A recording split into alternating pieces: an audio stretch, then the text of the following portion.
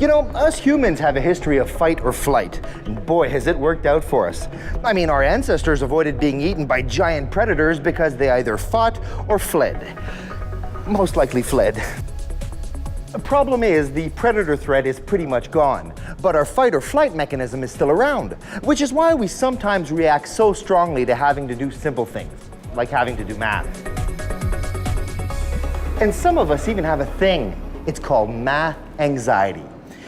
Getting nervous and sweaty figuring what that $85 t-shirt will cost if it's 15% off may actually be a sign that you suffer from math anxiety and that you pay way too much for t-shirts.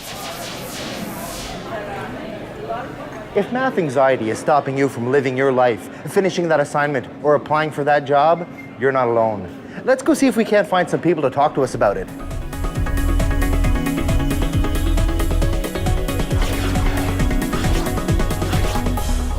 Can you define math anxiety?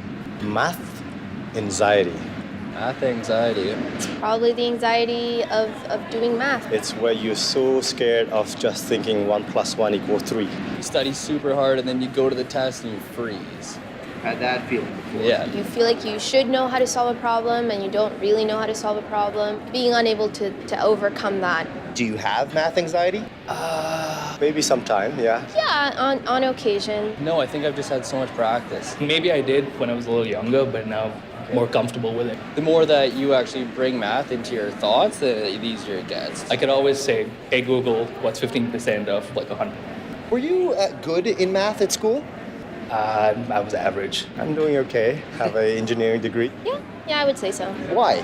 I like the logic behind it and being able to check that an answer was right. In younger grades or even in high school, they take math as just, you have to do this just because. Like, these rules are just because. But once you get into university and you start doing math there, they make it a lot more applicable to day-to-day life.